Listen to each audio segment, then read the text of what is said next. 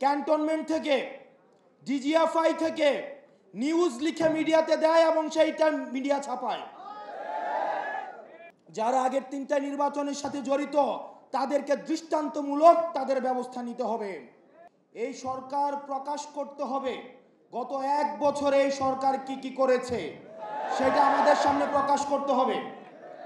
2 নম্বর বিষয় হচ্ছে পরবর্তীতে যতদিন থাকে সরকারের কি পরিকল্পনা রয়েছে, বিশেষ করে 3টা বিষয়ে: 1 মিডিয়া, 2 অ্যাডমিনিস্ট্রেশন এবং 3 মিলিটারি।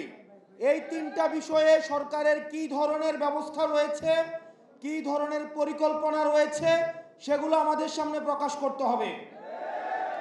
আপনারা যদি দেখেন মিডিয়ার যে বর্তমান বাস্তবতা, মানে পৃথিবীতে আর কোথাও এ ধরনের মিডিয়া আছে কিনা এই বিষয়টি প্রশ্নবিদ্ধ। মিডিয়ার কাজ হচ্ছে নিজে গিয়ে ইনভেস্টিগেট করে সংবাদ সংগ্রহ করা। আমরা সেই জায়গায় দেখতে পাচ্ছি বর্তমান অধিকাংশ মিডিয়ার ভাইয়েরা এসে যারা নির্মোহভাবে বস্তুনিষ্ঠভাবে যারা কাজ করতে চায় তারা আমাদের কাছে এসে অভিযোগ জানায় যে ভাই মিডিয়ার যে মেকানিজম সেখানে কাজ করা অনেক বেশি ডিফিকাল্ট হয়ে যাচ্ছে। ক্যান্টনমেন্ট থেকে ডিজিএফআই থেকে নিউজ লিখে মিডিয়াতে দেয় এবং সেইটা মিডিয়া ছাপায়। এবং আপনারা দেখেছেন সম্প্রতি মিডিয়া কিভাবে নগ্নভাবে এই গণ অভ্যুত্থানের সাথে যারা জড়িত তাদের ক্যারেক্টার অ্যাসাসিনেশনের জন্য, নারীদেরকে কিভাবে বিতর্কিত করার জন্য একটা অ্যাপ্রোচ নিয়েছে। আমরা মিডিয়ার প্রতি আহ্বান জানাবো। আমরা চাই মিডিয়ার থেকে বস্তুনিষ্ঠ এবং জনগণের যেই বক্তব্য, জনগণের যেই দেশ নিয়ে যে পরিকল্পনা সেটা সঠিকভাবে উঠে আসুক। অথচ আমরা মিডিয়াকে দেখতে পাচ্ছি গণমাধ্যমে আগের মতো ডিজিএফআই থেকে শুরু করে রাষ্ট্রীয় বিভিন্ন এজেন্সি সেখানে নগ্নভাবে হস্তক্ষেপ করে। কিছুদিন আগে চ্যানেল 1, ডিবিসি, আমরা দেখেছি অভ্যুত্থানের সময় আমাদের ব্যক্তিগত অভিজ্ঞতা, অভ্যুত্থানের সময় যখন আমাদেরকে বন্দী করেছে, ডিজিএফআই যখন উঠিয়ে নিয়ে গিয়েছে, আমরা দেখেছি আমাদেরকে বসিয়ে রেখে ডিবিসিকে ফোন দেওয়া হতো, এই হেডলাইন চেঞ্জ করেন, এই নিউজ চেঞ্জ করেন। ডিবিসি তখন সেগুলাকে চেঞ্জ করত। আমরা দেখতে পাচ্ছি আগের মতো করে একই ধরনের মিডিয়া এখন তার চরিত্র আবার আগের মতো হয়ে গিয়েছে। এজেন্সি ছবি তুলে পাঠায়, সেটা মিডিয়াকে দেয় এবং মিডিয়া সেটাকে প্রকাশ করে। মিডিয়া এখন আর গণমানুষের নাই, সেটা এখন এজেন্সির মুখপাত্র হিসেবে কাজ করছে।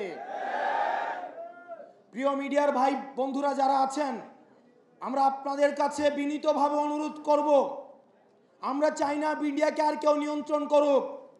হাসিনা যেভাবে মিডিয়াকে নিয়ন্ত্রণ করেছে, বাণিজ্যিকীকরণ করেছে, বিভিন্ন অলিগার্ক শ্রেণীর মধ্য দিয়ে মিডিয়াকে নিয়ন্ত্রণ করেছে, সেটির অবসান ঘটুক।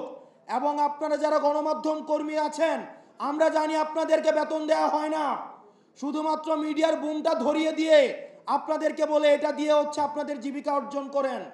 আপনাদের ওয়েজ বোর্ড নাই, আপনাদের নিয়মিত বেতনের কোনো ব্যবস্থা নাই। আমরা চাই আপনারা আপনাদের পক্ষে কথা বলুন, আপনারা গণমানুষের প্রতিনিধিত্ব করুন। কোন এজেন্সির প্রতিনিধিত্ব করার দরকার নাই, কোন বর্জুয়া শ্রেণীর প্রতিনিধিত্ব করার দরকার নাই। আপনারা বাংলাদেশের প্রতিনিধিত্ব করুন, বাংলাদেশ আপনাদেরকে ধারণ করবে। দ্বিতীয়ত, আপনারা যদি দেখেন গত 1 বছরে আমাদের অ্যাডমিনিস্ট্রেশনের চরিত্রের কোনো পরিবর্তন হয় নাই। বিগত সময় নির্বাচনের কথা যদি আমরা মনে করি, ওসিকে নির্দিষ্ট সংখ্যক অর্থ দিয়ে কিনে ফেলা হতো, ইউনুকে সাক্ষী রেখে দিনের ভোট রাতে করা হয়েছে, মরা মানুষ কবরস্থান থেকে এসে ভোট দিয়ে গিয়েছে। প্রশাসনের দায়ভার এড়াতে পারে না। আমরা দেখলাম 5ই আগস্টের পরে বঞ্চিত নামের এক ধরনের গোষ্ঠী এই অ্যাডমিনিস্ট্রেশনকে কবজা করেছে।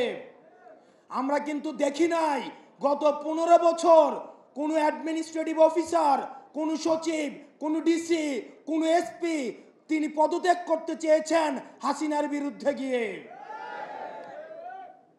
প্রিয় যুব সমাজ, 5ই আগস্ট যদি না হতো তাহলে তাদের মধ্যেই আবার দেখা যেত হাসিনার পক্ষে, হাসিনার উন্নয়ন কেন প্রয়োজন সেটির পক্ষে দিস্তায় দিস্তায় আবার রচনা লেখা হতো, কলাম লেখা হতো, টকশোতে আবার কথা বলা হতো। আমরা একটি নির্বাচনের গণতান্ত্রিক উত্তরণের জন্য নির্বাচনের দিকে যে যাচ্ছে সেটির আগে অ্যাডমিনিস্ট্রেশন সংস্কার করে আমরা এই ব্যুরোক্রেটদের আমরা ভূমিকা সম্পর্ক নিশ্চিত হতে চাই। যারা আগের 3টা নির্বাচনের সাথে জড়িত তাদেরকে দৃষ্টান্তমূলক তাদের ব্যবস্থা নিতে হবে।